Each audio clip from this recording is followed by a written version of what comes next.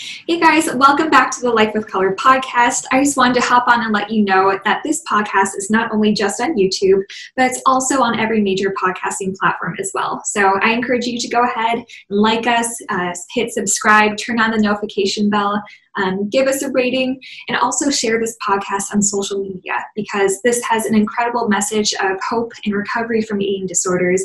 And the more people we can reach, the more that we can help and make an impact. So thank you so much for your support. And today I also want to quickly give some background on our guest, Ally Galloway. And I met Ally a couple years ago when I was the coordinator of the National Eating Disorder Association, or NEDA Walk, in Bend, Oregon. And when I was working with Ally, I just noticed how fierce she was of an advocate, and she was such an incredible volunteer. And when I ended up moving to Dubai back in 2018, Ally ended up taking over the walk as the head coordinator. And she's just such a fierce advocate and an incredible person. So ever since, we have been working together to bring education and resources to Central Oregon. And I'm just so honored that she is on the show here today. So I hope you enjoy this week's episode. Thank you so much for your support. And yeah, take care. Thank you. Okay, well, hello everyone, and welcome back to the Life with Color podcast. Today I have with me Ally Galloway, who is my dear friend. How's it going, Ally? It is going awesome. Anytime I get to be with you is a good time in my book, so it is going great. Yeah, well, it's great to see you from afar. Ally is right now in Bend, Oregon, and of course I'm in Denmark, so it's kind of a treat to be able to talk to you too. So I'm going to go ahead and dive into your biography and kind of introduce you. So after years of battling various forms of eating disorders and going through her own recovery journey, Ally decided to dedicate her life to helping girls, women, and men understand that we are more than our bodies and are capable of loving ourselves, no matter what our weight or size may be. Ally earned a degree in exercise science and got certified through the American College of Sports Medicine, as well as the National Academy of Sports Medicine. Ally became a licensed life coach with the goal of educating and helping others end negative self-talk, heal from eating disorders and body image issues, and help people learn to love their bodies and all that they can do. Ally has worked as a personal trainer and coach for over 12 years and is the founder and owner of Body Rock Training and Fitness in Bend, Oregon. And I've personally worked with Ally in the past as well. With my background of having had an eating disorder, for me it was really important to be able to work with someone who understands eating disorders, and that it can be a slippery slope with over-exercising and having too strict of a diet. And Ally was so wonderful to work with because she understands that, and her gym has a different philosophy too. And can you share a little bit about that too, Ally?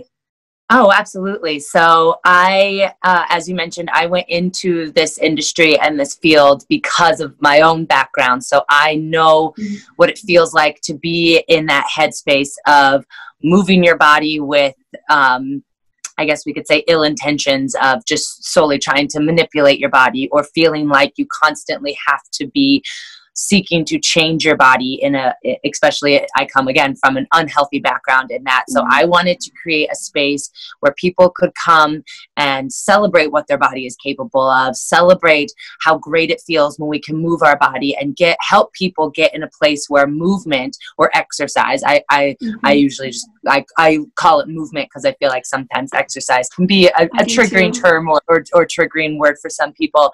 But to really get to a place where movement is a celebration of what your body can do, and that you can get up and move your body for joy and for the happiness that it brings, and because it makes you feel awesome, and not as a form of punishment or manipulation. So that is the philosophy that we have here, kind of the atmosphere that we've created here, and everyone that shows up is just showing up because it's a healthy addition to their life, and it's a form of their self-care, and not, again, with some of those unhealthy motives that we can all fall victim to, especially in a gym type setting. Yeah.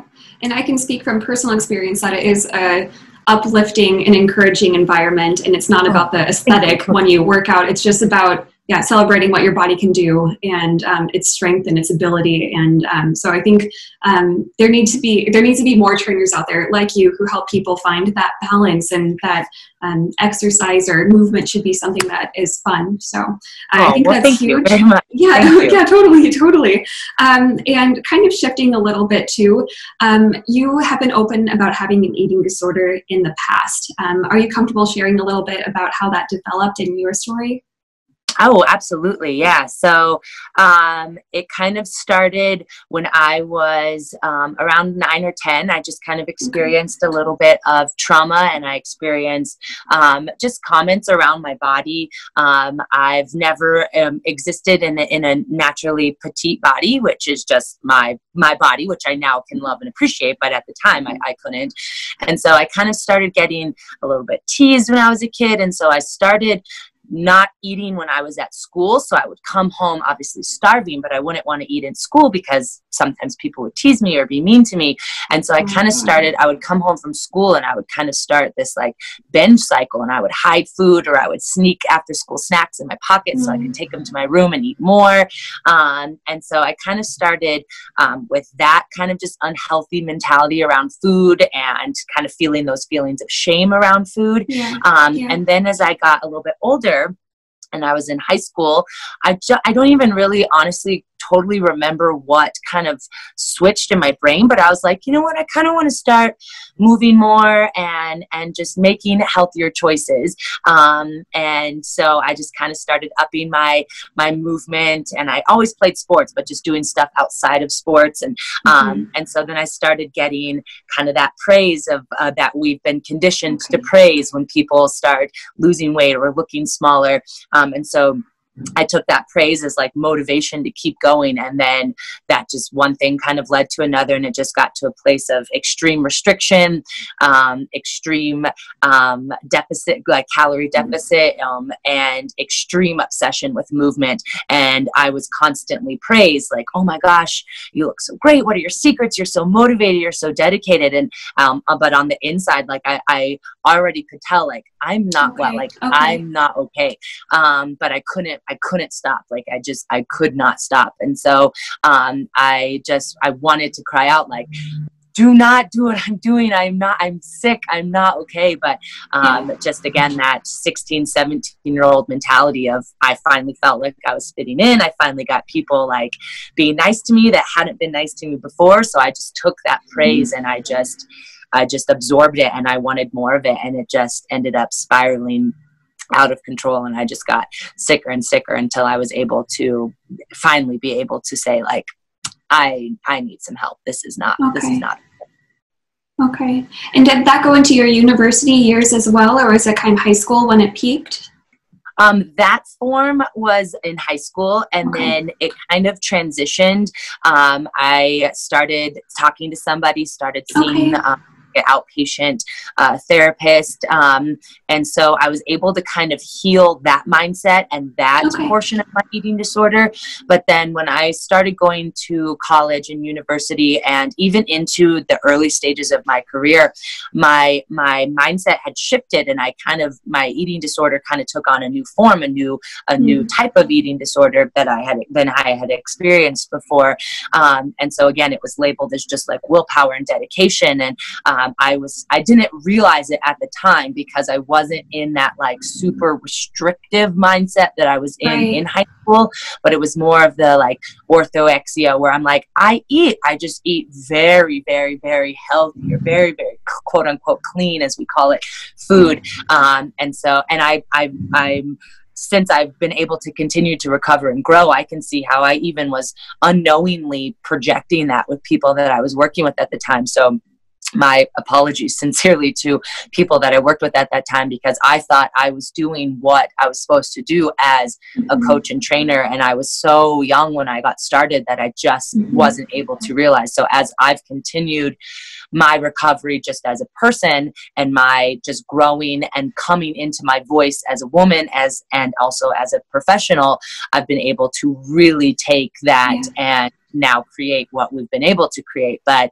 yeah, it's definitely been an ongoing thing, and it's changed shape so many times. And so it was something that definitely carried on longer than I thought, until I was able to be like, hold on, this still isn't healthy. This still isn't what I should be promoting, and this is not what I want to be about. And I just kind of fell into a little bit of what I feel like this industry can promote a little bit. And I definitely, as my recovery wasn't as strong as it should have been, I definitely was kind of sucked into that mindset, and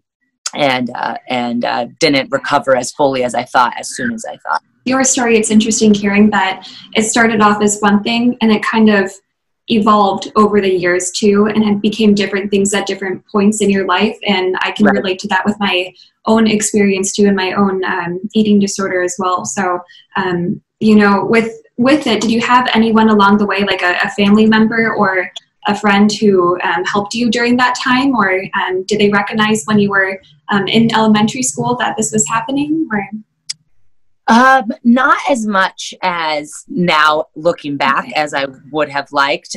Again, for a lot of it at the beginning was just created so much around shame, like, and I don't fault anyone for this, because this is something that we don't talk about enough, especially then, but even still now, it's gotten better, but still not enough. It has gotten better. We have work to do, but it has absolutely gotten better. But it was still like, do you really need to eat that? Or like, should you be eating that kind of stuff? And so it was all like still shaming. And again, I don't fault anyone, because again, in the 90s and like mid to late 90s, when I was a kid doing that, it wasn't as acknowledged as it is now. And even now, like you just said, we still have work to do on it. So some of the people in my life that now that I've been able to share and grow and talk with them kind of can see, okay, we definitely did not approach that right, where if it were now at this time, it may be approached a little bit differently. But but it's been something that people in my life have kind of had to learn and grow with me. And it just even within the last couple of years was when I finally felt comfortable with my loved ones, family and friends, being able to like set up some of those boundaries of like, hey, can we not talk about food like that? Or like, hey, here's a healthier way we should talk about food. Or this verbiage is actually really toxic. Let's try this verbiage. So I've just really honestly in the last couple of years kind of started getting more comfortable being able to kind of advocate for that, not only for myself, but for them as well. Because again, we all get in that eating disorder or not, we all get in that toxic mindset and toxic relationship with food, where we're labeling things as bad or good or clean or dirty type of foods. And so I've really just started being more comfortable advocating with those loved ones. And so they've been able to kind of grow and learn along with me along the way. Yeah, and boundary setting is such a big part of recovery too. I think it's wonderful that you've learned to do that with yourself, with your friends and family, but also to be an advocate. And there's something really interesting with having had an eating disorder. I don't think it's that uncommon for us to have to educate others, because you know, it's not talked about very much. So it's funny how many of us decide to continue to take it to the next level with advocacy with you and what you do and with this podcast. And so it's kind of, I wouldn't say a burden necessarily, but it is something that if we have the understanding of this illness, it's important for us to share what it's like, how it can be triggered if you have a certain brain chemistry in a certain environment, and also to help people have a different shift too. I think that is so important, and it's incredible that you have learned how to do that too. So that's fantastic. Yeah, totally. And then in terms of your recovery, can you share what that has been like? You mentioned a little bit about your treatment story. Did you go to a center? Were you outpatient? How has that been? Yeah, so I was only ever outpatient. I was never in a facility. So the kind of kickoff of that was I ended up getting really sick, kind of unrelated to my eating disorder. I got mono, and then I got just like a ton of, what's that? That was the same thing that happened to me too. Yeah, I didn't know that, Ally. So I ended up getting mono, and then I ended up just having horrible side effects that ended up putting me in the hospital. And a lot of it was credited to the fact that I was so underweight and so malnourished that my body just wasn't strong enough, essentially, to help me get better on my own. So I ended up in the hospital for a little while. And through that was when some of the doctors kind of talked to me about like being more at a healthy weight, and that we need to focus on, you know, being stronger. And they were very gentle about it because I think they knew. And so, so through that, I was finally able to get some therapy. They gave me some awesome recommendations on some people in the area that kind of specialize in eating disorder and kind of that healthy mindset. And so I was able to meet with some awesome therapists that kind of helped me start, one, being able to acknowledge and like say the words, I have an eating disorder. And then not only to take that ownership, but then be able to start slowly fixing my relationship with food and slowly get to a healthier place. And so that was kind of my recovery process. But I think the biggest thing for people in recovery at any stage is that recovery is different for everyone. And while one thing might work for somebody and another thing might work completely different for a different person, you have to just kind of accept that it's not a linear process, and it's different for everyone. And so finding what works for you and what feels right for you is so important, and in anything, honestly, but then especially something as delicate as the recovery process. I think it's interesting that you said that having had mono, that also helped kind of jumpstart your recovery process as well. That was literally the same thing that had happened to me too. And it was because I think when you have mono, it's really dangerous for you to work out or to over-exercise, because I think quite literally your spleen could explode. So that was kind of a big point where you're like, yeah, I know it's very serious actually, but so I couldn't work out. I couldn't do things that I had once done in an unhealthy way. So that also kind of helped jumpstart my recovery as well. So it's interesting. I didn't know that. So and in terms of recovery, I know you're really passionate about recovery, and you've worked with the National Eating Disorder Association on the Bend Walk too. Can you talk a little bit about how your recovery is, and what you do to stay in recovery, and your advocacy work with that? Yeah, so it's obviously just a very important cause, and just very near and dear to my heart. And so for my own process with recovery, I've kind of just been able to learn like what some of my triggers are and what that channel in my head sounds like. And so for me, one thing I talk about, not only for myself, but for a lot of the clients that I work with, is that you're human, and we exist in a world with like diet culture and that media manipulation around food and movement, honestly, is you're going to be exposed to those messages. It's unfortunate that is the message that's continually put out there, but we're going to be exposed to that message. So in recovery, just starting your recovery journey, fully recovered, those messages in your head are still going to pop up. You're human. You're going to have those days where you're dealing with some of those kind of intrusive thoughts. And so just kind of having learned for myself, but then also helping people learn their own process of just kind of learning how to change that channel in your head a little bit quicker, or how to talk yourself off the ledge, if you will, where you have those kind of old thoughts, or again, that diet culture presence that kind of creeps in. And then you kind of have to be able to, again, build those skills, which are different for everyone. Again, it's different for everyone. So everybody responds to different kind of verbal cues or physical cues differently, but just finding what works for you to be like, no, we don't stay on this channel anymore. Change the channel. And then especially, we are rerouting. We are, nope, we're taking the left path today and not the right path today. Exactly. And then especially around movement, for me, that's something I deal with the most, obviously, with myself and then with the clientele that I work with. Much like it sounds like for yourself, like movement was a symptom of mine for a long time. And so getting to a point where I'll ask myself each day, like, what movement feels good to you today? Like sometimes it's going and doing XYZ. Sometimes I don't want to do XYZ. So if I don't want to do XYZ, I'll find what feels good to me. Sometimes what feels good is doing nothing. And so learning how to really, really be able to honor that and so body.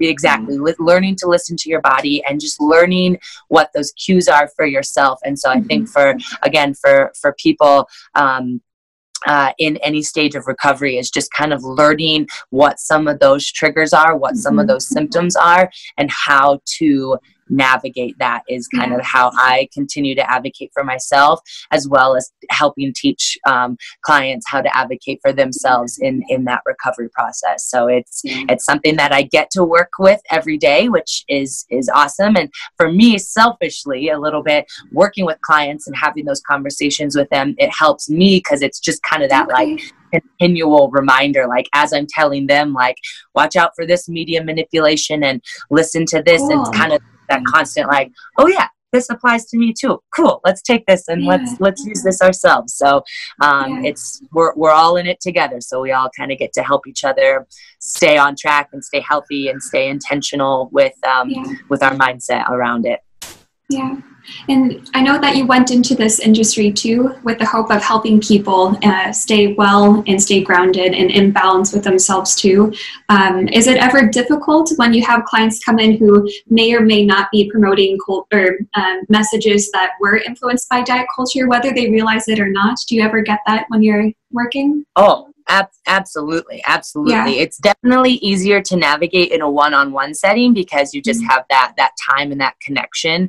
But because I do have a few classes that I teach, that's where you'll get more of the people who will come in, and innocently enough, because again, we all are exposed to it, regardless if it manifests into disordered eating or not. We're all exposed to it. And so you'll have somebody, make a innocent enough comment, and so I'll usually just kind of redirect the conversation, deflect, and then if I haven't had a chance to chat with the person yet, usually in a one-on-one setting, so that I'm not, I don't want to embarrass anyone obviously or hurt anyone's feelings, but I just kind of let them know, like, hey, this is kind of the environment that we have going on here, or the atmosphere that we have going on here. So we don't really talk about that kind of stuff. If that's something that you want to learn more about and we can chat in a one-on-one setting, we can talk, and I can kind of tell you the reasons why this wouldn't work or doesn't work, or whatever that conversation might be. But absolutely, you get people that are in that mindset every single day, and it's just,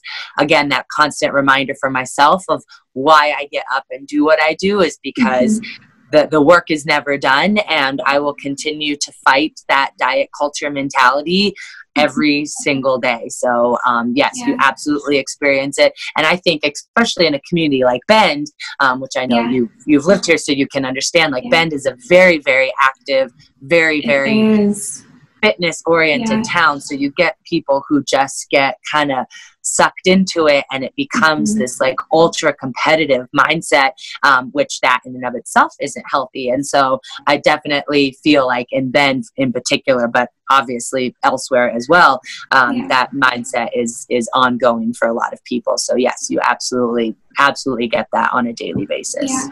Yeah. And so the way that you combat it is through advocacy work with the National Eating Disorder Association, with life coaching, and also with having those one-on-one conversations. And I know there's something you're also passionate about, and that's health at every size. Does that ever work its way into your conversations too? Oh yes, again, on a almost daily basis. And I think if nothing else more with just that one-on-one kind of reaffirming some of the clients that I'm working with, where again, even if I've got clients I've worked with for a fair amount of time, and that kind of goes back to one thing we talked about, where no matter where you're at in your process, some of that stuff is going to find its way into your head, and you got to kind of learn how to change that channel, or have people that you can reach out to and be like, I'm having a tough day, like, can you help me through this? So I'm happy to be that for anybody. But yes, the healthy at every size is a conversation that pops up very, very frequently. And my biggest thing is that my statement that I always say is, healthy is not a look, healthy is a lifestyle, healthy is not a size, healthy is a lifestyle. And so you just, we again have been conditioned to think that we can determine somebody's health by their size or their weight And you just absolutely cannot. And so that is something that I continue to speak out on, and just kind of debunking this myth that our worth or our value, or again, our health, is determined by the size or shape of our body, because it's just not. And we could go into a whole nother hour-long conversation. Yeah, hours, truly, honestly, truly. hours and hours long conversation as to why that just is outdated. And I and one perfect example is, like, I think I saw this on your list of questions, so I'll kind of segue for you, but like the idea of like BMI and all that, it's it's outdated, and in my opinion, it's just wildly inaccurate. And again, it is I like, how long is it going to take before we stop being told that our worth and our health and our value has anything to do with those numbers, and we have to look at the person and not this judgment or biases that we have on what we think they should or should not look like. And so I will sing from the mountaintop every single day that healthy is not a size, healthy is not a look, healthy is something that you feel and you live every day inside of you, and you just can't look at somebody and base that off of how they look and what you see in front of you. In our society today, so much of our worth is unfortunately linked to our body. And I think these conversations are so important to be having, so important to break that and say that that's actually not true, and what you're contributing to the world is what's important, and how you feel about yourself. And I think it's so important for us to be able to detach those messages, because that's just diet culture. That's a diet industry, the multi-billion-dollar industry that tells us that we're not enough and we need to change ourselves to fit this mold. And they know ultimately that we will fail too. And so it just kind of keeps the cycle going, because throughout our lives, our bodies change from when, of course, we were a baby. We're not the size of babies anymore, right? So we grow, we evolve, and, your body's not supposed to be the same when you were born as it is when you are 26 or however old too. So I think it's just important for us to have these conversations and to share that message too. Absolutely. Yeah. Absolutely. And do you have any messages for anyone who is in Bend, Oregon, or in the US, or even around the world, when it comes to health at every size, or when it comes to eating disorder recovery or overall wellness? Do you have anything you would want to share? Oh my gosh, how long do we have, Katie? I think we do have some time. All the things. So some of the first things that come to my mind is just kind of that reiteration of that we cannot determine somebody's health based off of their size. And my go-to example for this is when I was in my smallest body, was when I was the most unhealthy. I was dying essentially, and I was being praised for how small my body was getting.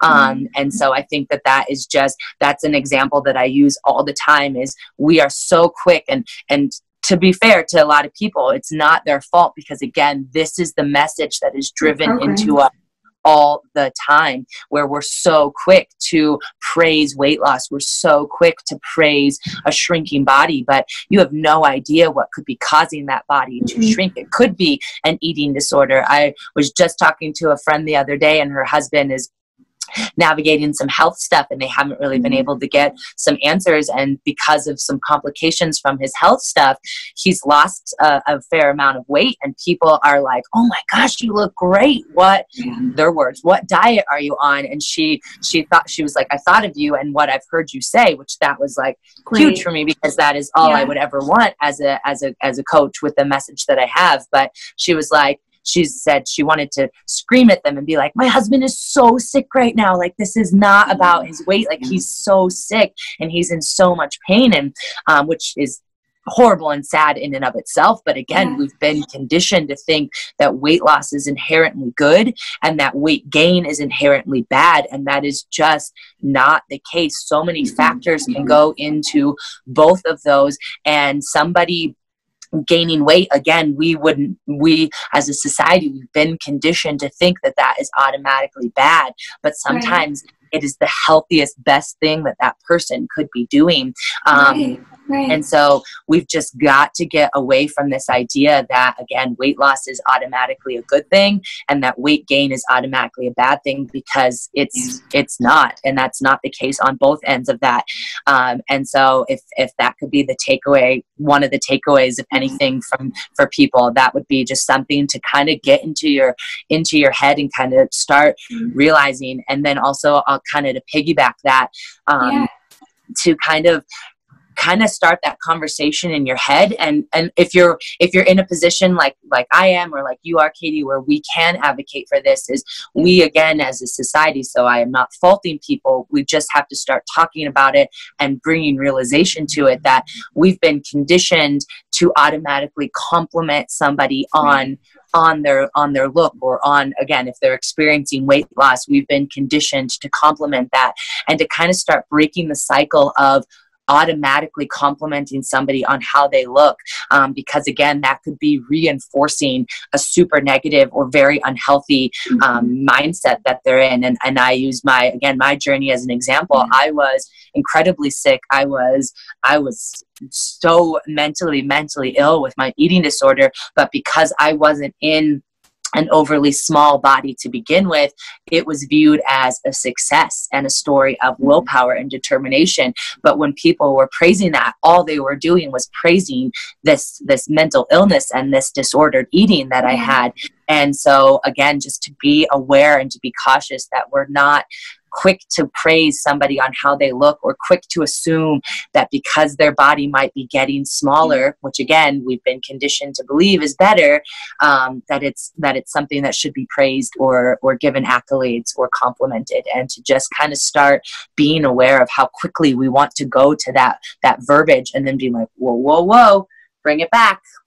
Let's change the subject and not even go there. Let's talk about how beautiful the weather is and talk about something else, because, again, you could just be reinforcing something that is not healthy, and something that could be going on that you don't know anything about. Yeah. I also think it's important to note too that when you are praised for being a certain size, and when you are doing it in an unhealthy way too, if that's not your genetics, if it's something that is unhealthy, essentially. And then if you slowly start to gain weight back, that silence, the lack of compliments, the lack of praise, that eats away at you too. Absolutely. I mean, it goes both ways too. So I love your message that we should stop talking about each other's bodies and focus more about, what we're doing to contribute to this world, and not feeding in to this diet culture industry, and not feeding the eating disorder while starving yourself. I think it's so important just to be able to celebrate your body and what it can do, and not necessarily focus on the aesthetic side of it too, because our bodies are here. We only get one body. We don't have a replacement either. So we need to be able to treat it with care and respect it. Sometimes there's, of course, the body positivity movement. And I think sometimes it's hard for people to go from where they are and say, okay, now I love my body. Everything about my body is perfect. But to go more on the side of acceptance that, I have arms that allow me to hug my mom.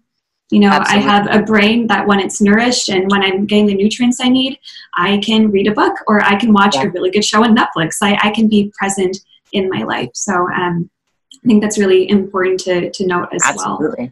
Absolutely.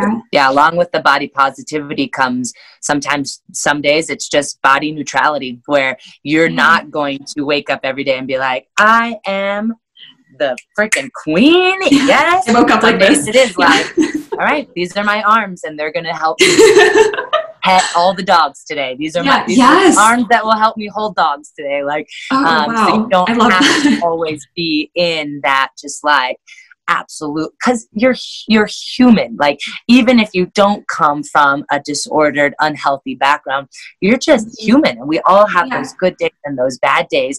And so part of the body positivity mindset is to accept that some days are going to be just body neutrality days. We're like, these are my legs and they're going to help me stay on my feet at work today. And that's great. And that's fine. So cool. Thanks, Liz. Days where you're like, these are my legs. They are strong and powerful, and they help me do all these wonderful, fun things that I love to do.